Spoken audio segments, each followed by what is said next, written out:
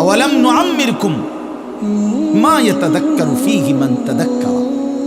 আল্লাহ তাআলা জাহান্নামীকে বলবে, এই জাহান্নামী বান্দা, মনে তো করো যেটুকু হায়াত দিলে আমার বন্দিগি করতে পারতাম, এটুকু হায়াত, এটুকু সময় আমি তো তোমাকে দিয়েছিলাম। তুমি বলো কোন সময়টা, কোন সুযোগটা আমি দেই নাই বান্দা? বলো বলো বান্দা। 1টা বাজে জোহরের আজান হয়েছে, 3:45 বাজে আসরের আজান হয়েছে, 3.5 ঘন্টা তো 12 রাকাত বা 10 রাকাত জোহরের নামাজ পড়তে কি 3.5 ঘন্টা বলেন? তাইলে তাইলে যুবক কেন নামাজ পড়লাম? তুমি কি হায়াত পাও নাই?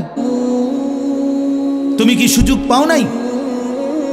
4 রাকাত ফজরের নামাজ পড়তে কি 1 ঘন্টা সময় লাগে? তো আল্লাহ তাআলা কি সময় দেয় নাই?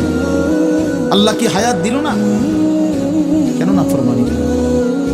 বন্ধু আমার, আল্লাহ বলবে নাকি আওয়ালাম নুআম্মিরকুম, বলো বান্দা, আমি কি তোমাকে হায়াত দেইনি? আমি কি তোমাকে সময় দেই নাই?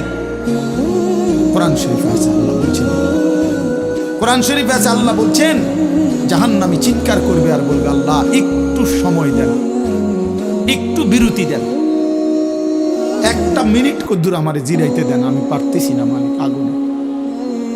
এই মালিক, আমার শরীরটা জ্বলা পুরা ছাই হয়ে গেছে, আমি আর পারছি না মাওলা, আমার একটু বিরতি দেন, 10টা মিনিট কদ্দুর বিরতি দেন, এই আগুন আমি সইতে পারছি না। আল্লাহ তাআলা বলবেন, লা ইউফাত্তারু আনহু, না নাফরমান, 1 সেকেন্ডের বিরতি মিলবে না। ওয়াহুম ফীহি মুবলিসুন, আল্লাহ বলে জাহান্নামী চিরদিন অনন্তকাল মলিন চেহারা, বিমর্ষ চেহারা নিয়েই পড়ে থাকবে, কোনোদিন তার মুখে হাসি ফুটবে না।